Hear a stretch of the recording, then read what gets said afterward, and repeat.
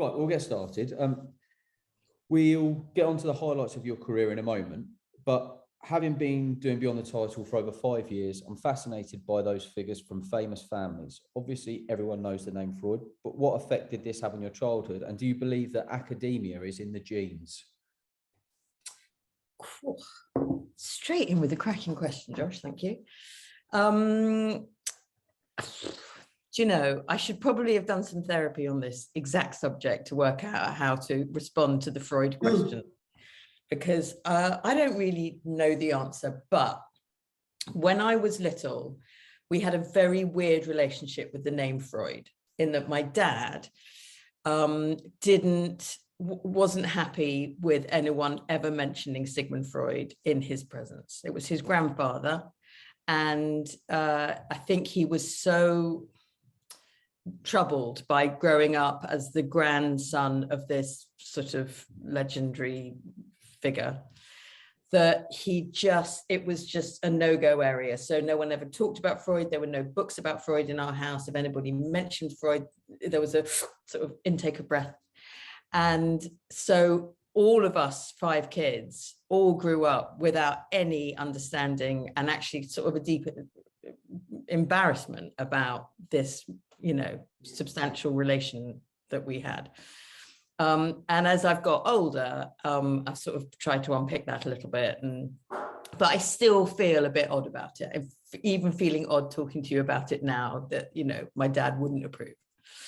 So there was that. Then all my siblings are very kind of high powered, and I always grew up as the least academic and the least intelligent and the least funny and the least witty and the least everything. So my nickname when I was a kid was Fat and Ugly. That was a great thing to grow up with. Thank you very much, Matthew Freud, for my brother, for giving me that one. And so my expectation as a kid, I always knew they were going to go off and do extraordinary things, but I wanted to be a personal assistant. That was the sum of my ambition. I wanted to be someone who held a clipboard.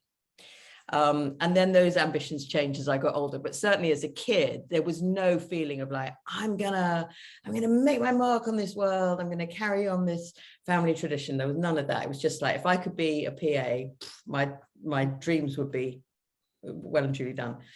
And then as I've got older, I don't know, I feel a lot about it still. My kids, I'm not married to my partner, Richard, but when we had our 4 children, I very much wanted to give them his name, not mine. I just thought Freud is a big old name to carry around with you all your life. So they are Scarlett, Jake, Charlie, and Spike Curtis, and I'm happy about that. So does that answer your question in any way?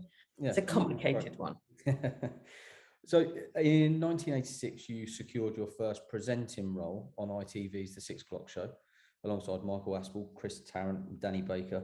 How do you think TV's attitude towards magazine TV shows has changed since that time? There's no messing about with you, is there? It feels like a dinosaur to me now. I mean, I know we still have magazine shows. The One Show is still fantastically popular and still, loved and doing great work. But that 6 O'Clock Show genre of very light news and very light chat, which it was. I think those days in that format, it feels like, when I tell my kids about it, not that they're interested, but when I do, it sounds to them like a very unappealing TV show that they would never watch. I adored it. It was I'd been working in telly, but in kids telly on cable in those days for quite a few years, and had learned how to present to some extent.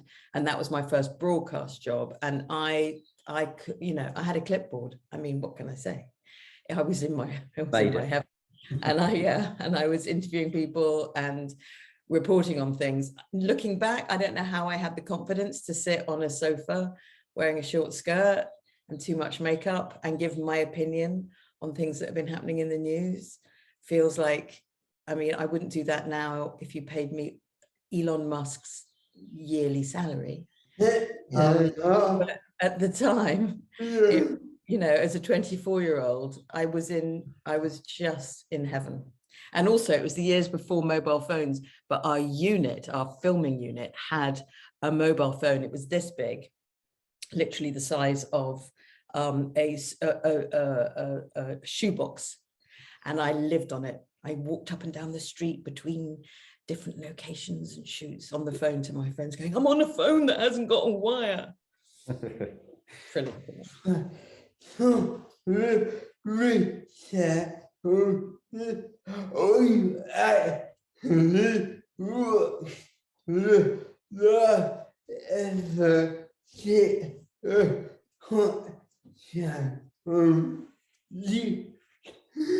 Josh said when he was researching for this interview, he watched the last ever 6 o'clock show on YouTube.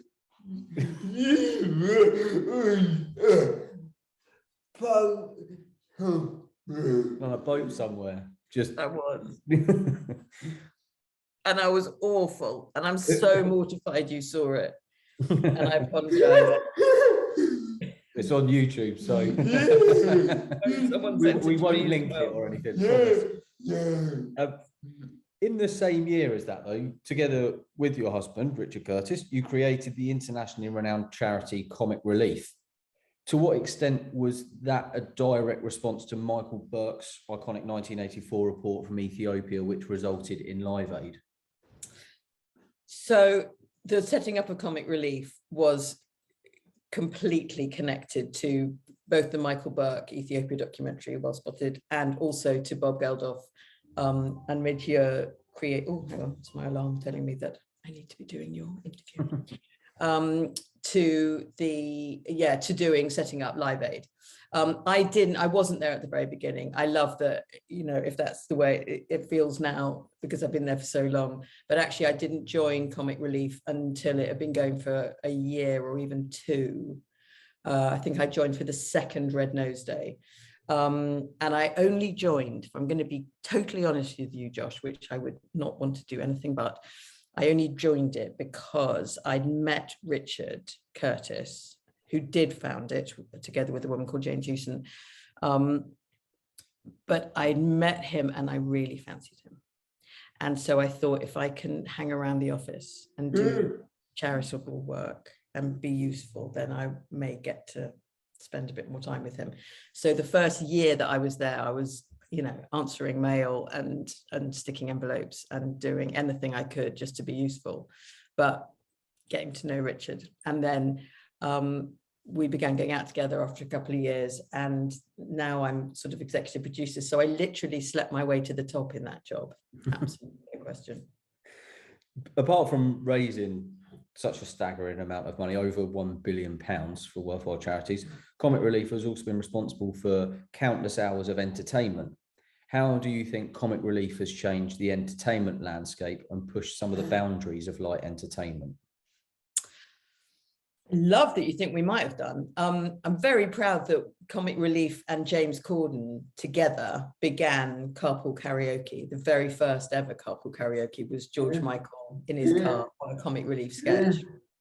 So there have been a few landmark moments like that. And I think Ali G's most viewed moment was the moment when he, Sacha Baron Cohen, interviewed Posh and Bex for Comic Relief live in the studio, and he was incredibly disrespectful to them, and that's, I think that cemented his position there a little bit.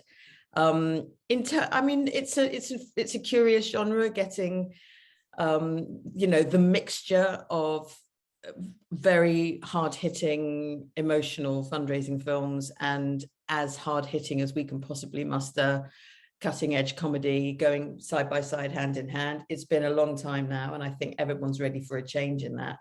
And I think Comic Relief, which has always tried to reinvent itself as the decades have gone by, I think, I was really proud of this year's show, but I am sure by next year's show, we will hopefully have pushed the boat a little bit further in all sorts of ways. So, it's something that we are always trying to reinvent. But I think there have been moments where certain comedic decisions that we've taken, as well as fundraising decisions, but certainly in the comedic line of things, it's nudged against the door of the status quo and maybe pushed it a little bit. You know, having celebrities alongside the comedians. So, you know, having Bono alongside Ricky Gervais, with Bono trying to convince him that he should come out to Africa and spend time in one of the projects. And it turned out they were in the corner of a studio set, and Bono had just mocked it all up in order to save himself having to go to the bother of going to Africa. You know, that sort of stuff is a healthy anarchism.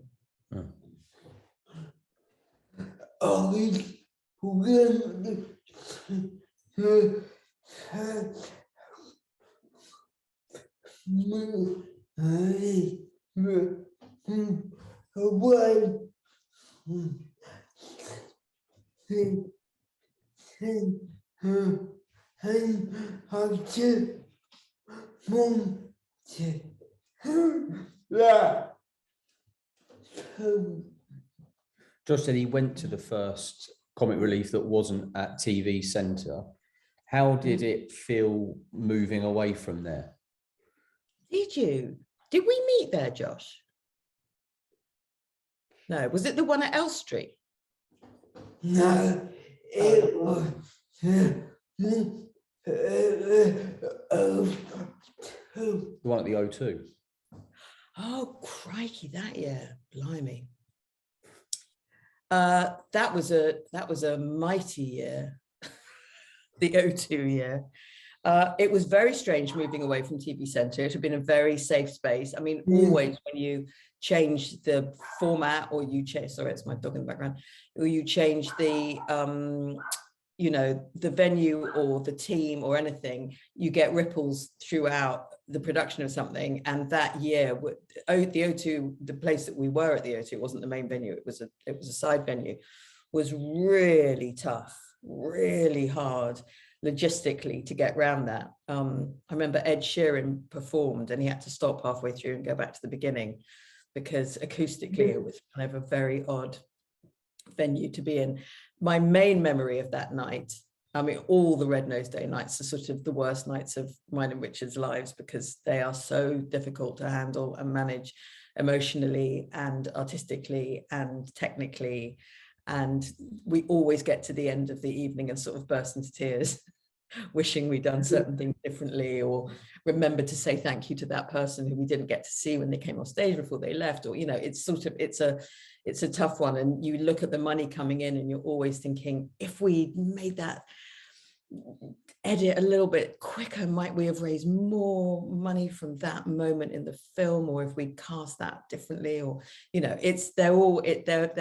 they're amazing nights for almost everybody except for Richard and I, who just, the stakes feel so high and the jeopardy is so high that they're places of pain. But my main memory from the O2 night was that I interviewed my goddaughter to the man she's about to marry that night. Wow. And that was a pretty great achievement. Amazing.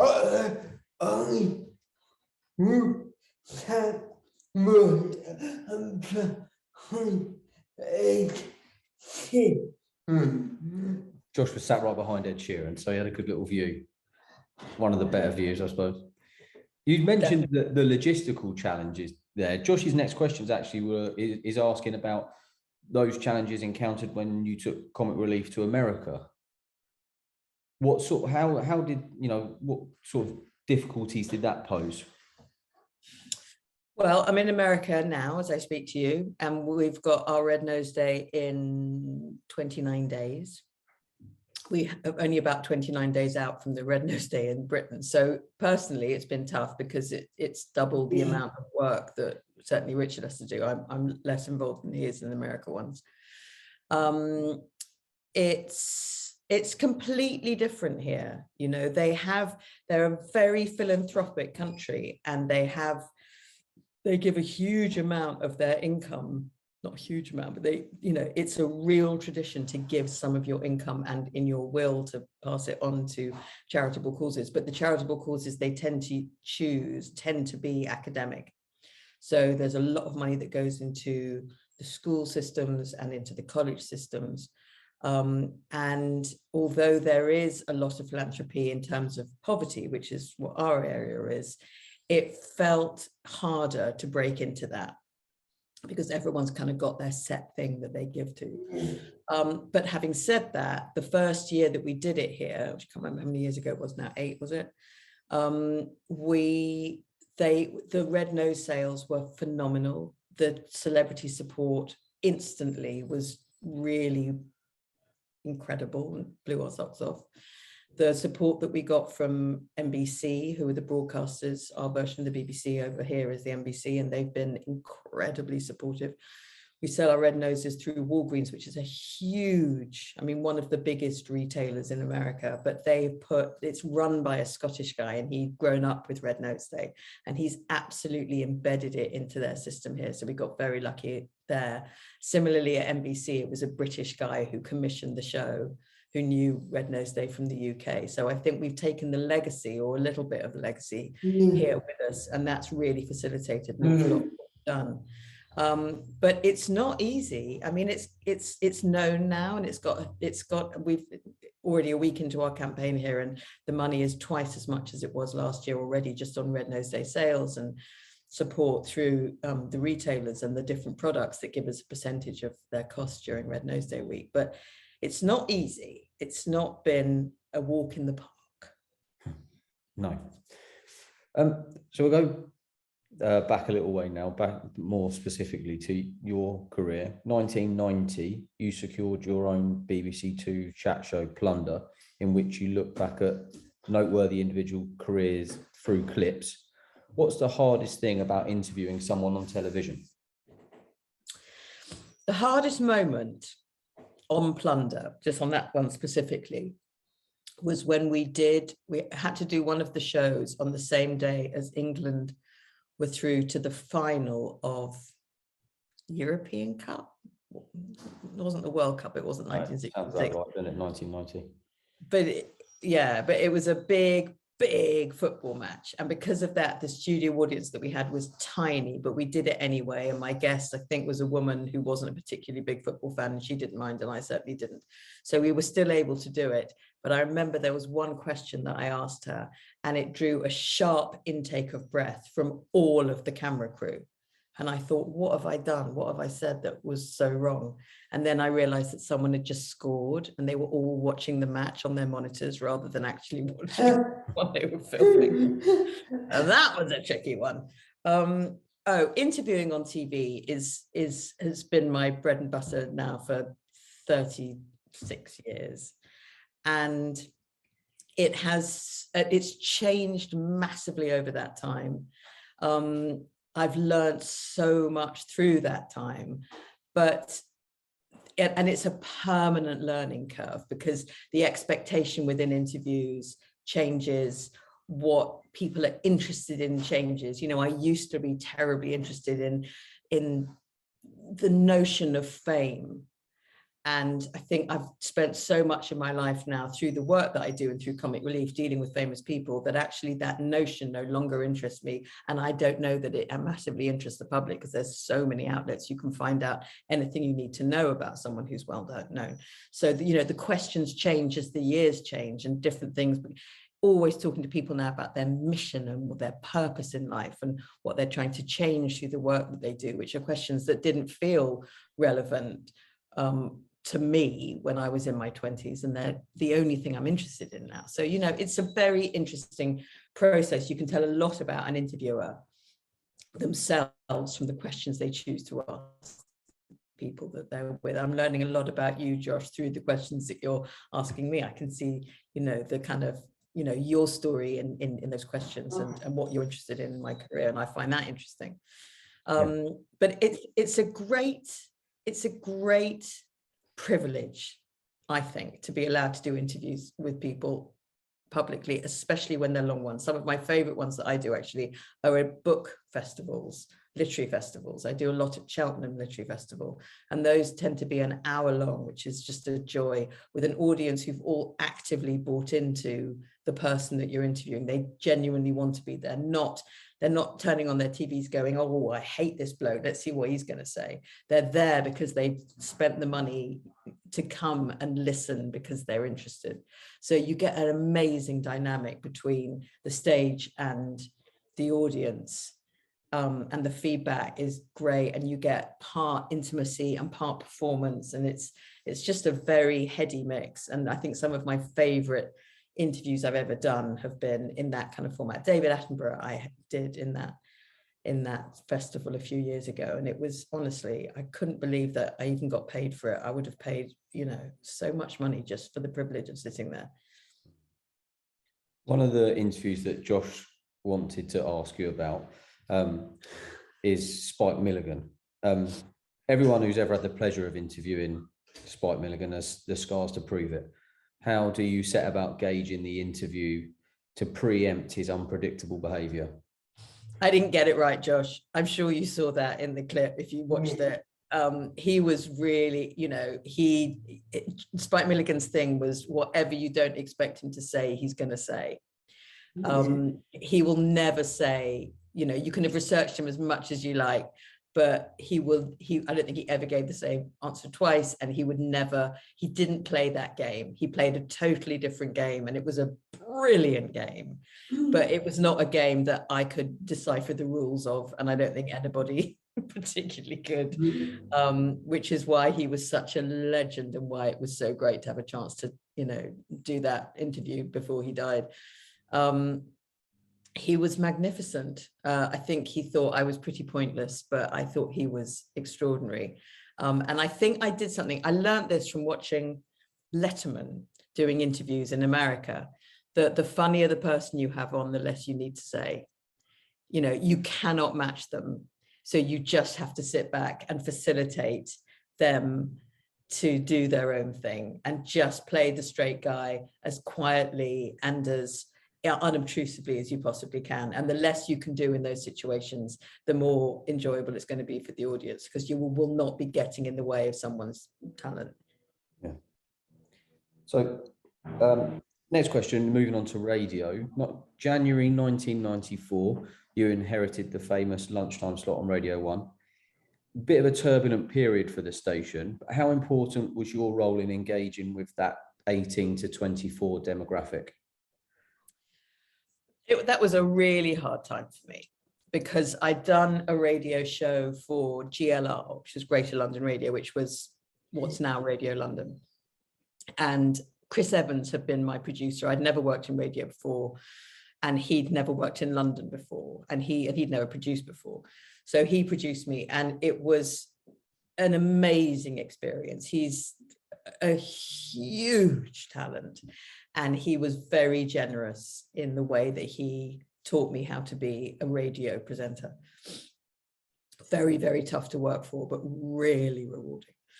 And on the back of that, I was then offered the job at Radio 1. But when I went into Radio 1, it had been the old school, the old guard had had Radio 1 for a very long time. The Davy Travis and the Tony Blackburns and the, it was that era. And the new boss came in and wanted to really change it and make it much more focused towards the 18 to 24-year-olds, and much more dynamic and much more interactive and much more talk and a bit less music and much more modern music and all of this. And I was the first appointee under that new regime with the lunchtime show. And they didn't, apart from my boss, and maybe some of the listeners, nobody else really wanted me to be there. Certainly Radio 1 didn't want me there.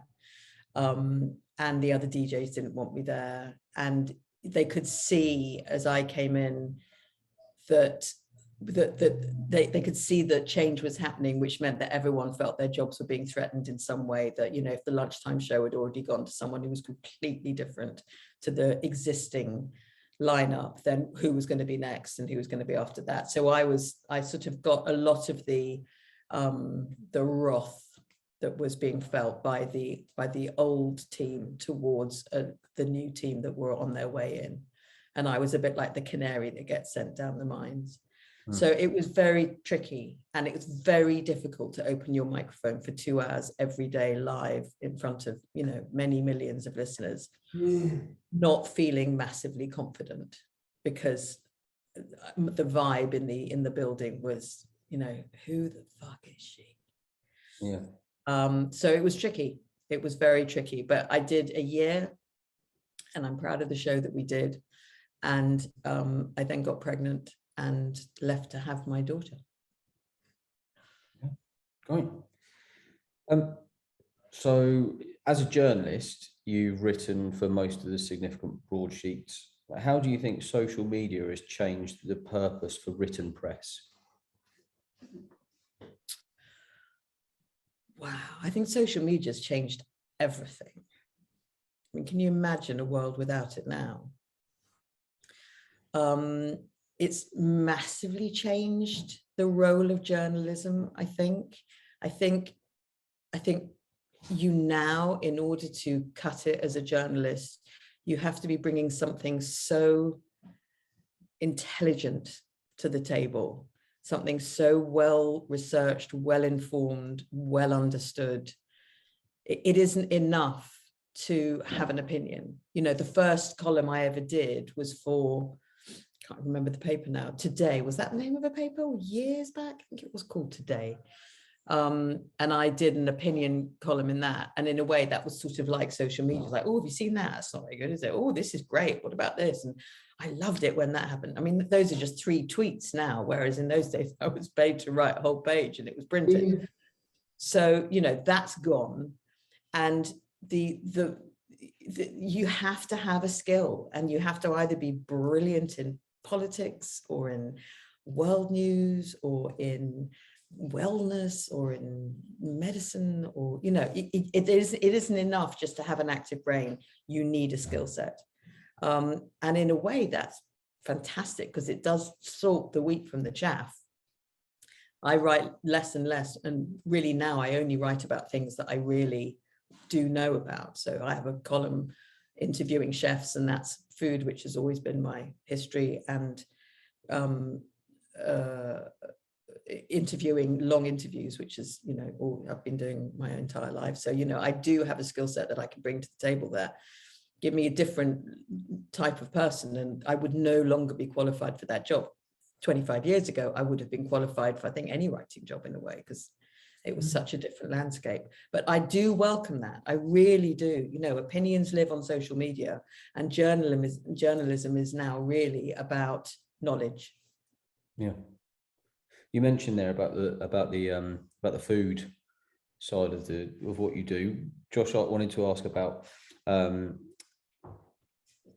how sort of you got into that a little bit, and also how important you think that relationship is with food and people in terms of preserving relationships. And it's a side of journalism and sort of broadcast, I suppose, which is kind of designed to preserve and encourage relationships. Beautiful question. It's huge to me, and it's become more and more so. I mean, my dad was a chef, and that was the world that I grew up in. And I studied cooking under Skye Gingell for a few years, which was a massive experience for me. But and I've been writing about it now for 7 years, I think. I've had a column about either food culture or chefs. And to me, it's kind of everything. I turned 60 this year, and you'll both get this when you get to 60. It's a really extraordinary age. I wasn't expecting it to happen like this, but I think what happens at 60 is your friendship group look at you and go, you're not dead yet, but you probably will be quite soon. And so we sort of need to say the stuff now that you need to hear before you're too old and deaf to hear those words. So you get this kind of summy uppy kind of response from your friends. You know, the letters I got and the cards that I got and the conversations that I had during those few days were really transformative for me. And what it turned out was that the 31 years I've spent at Comic Relief, no one massively mentioned that. The thousands and thousands of articles that I've written, nobody mentioned them. The TV work and the radio work didn't seem to come up very often, but what everybody talked about was my kitchen table. and the feeling of community and family and support and friendship and love and affection and warmth and openness and lack of judgment that you get round a table with food that someone has cooked for you and given you and sat down and opened a bottle of wine with you and or a cup of tea. And it seemed that that was, if I've made any impact, it's been on my friends' stomachs rather than on the world. And I'm okay with that. I'm really okay with that. And I do think food has that very central role of humanity and kindness built into its DNA. And I feel kind of honored to be able to cook for people quite often, because it's you're occupying a place which is right at the center of their heart and their stomach and their head and their conversation and their communication. So yeah, food is is big like that with me. And lockdown,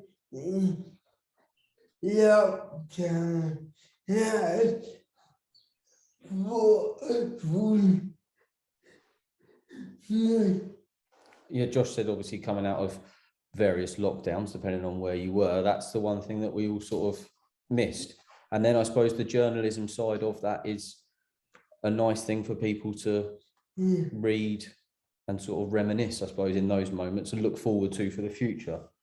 I think that's right. And I think writing about food in that sense, you are, in a way you can write about anything through the prism of food. It's like a lens that allows you to, look at the world. I mean, I've interviewed Syrian refugee chefs who have used food as their entry into society and as a way of connecting people in this country with their home country. And, you get the whole world. You get the whole world that way. Yeah. So looking back at your career, what's your proudest achievement?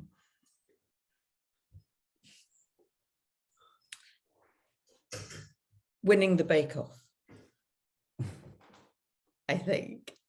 I mean, it wasn't the whole series of the Bake Off. It was one episode of the Comic Relief Does the Bake Off. And obviously, I shouldn't even have been on it, but I was producing the show with Love Productions, and I snuck myself onto it because I was so keen to do it.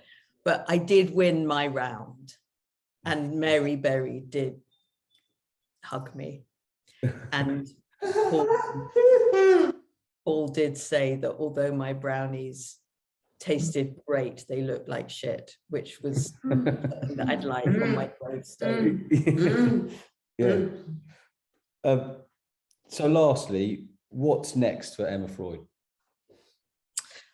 Well, I've had a very unexpected year, lads, because we came to America in August for a year, partly to do film work and Red Nose Day America work, and my son lives out here and two of my other kids came out with us, and it's been an amazing year here.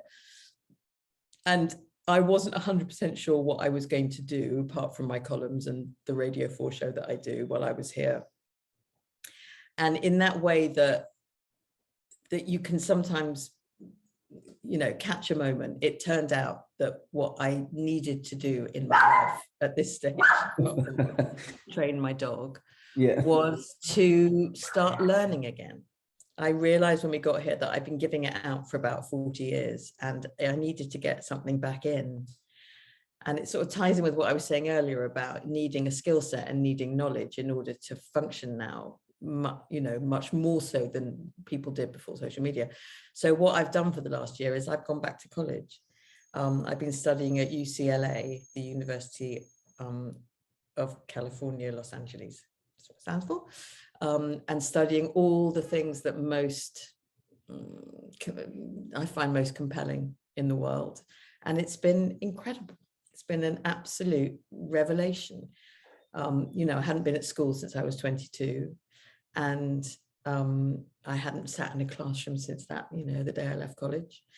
And it's very, very different when you really choose it as an older person, because you hear stuff in different ways, you would want to know different things. And it feels like an absolute gift. It feels like a drug. You know, I spend the mornings doing my work and my admin, and then in the afternoons I have my classes, and it's so exciting to be allowed to learn in this way. So what's in the future is I have no idea, because I certainly wasn't expecting this present. I can't imagine that I won't go on trying to learn stuff when I go back to England in June, and maybe go back to college in the UK as well if I can. But I think at 60, having not expected this, I have no idea what the next decade's going to be like now, and I'm really good with that. That feels like quite an exciting place to be.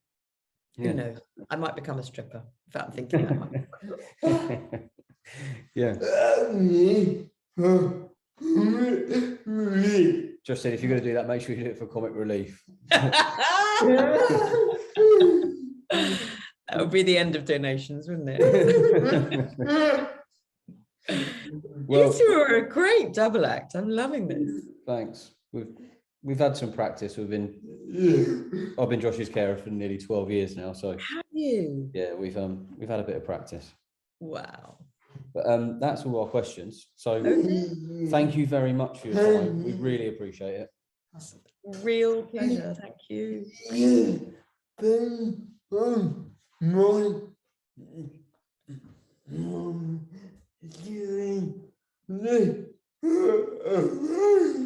You've been on Josh's little dream list for a while, so thanks very much. I'm really flattered to Josh hear is that. a huge comic relief, Red Nose Day, massive fan. So we have been, both yourself and Richard are on Josh's, who are on the list. So thanks very much. Well, listen, I know Richard really well, and if you want me to put in a word about him doing one of these, give him a nudge and give him a bit of silent treatment if he says no. We'll see how we go. consider it done. Okay, brilliant.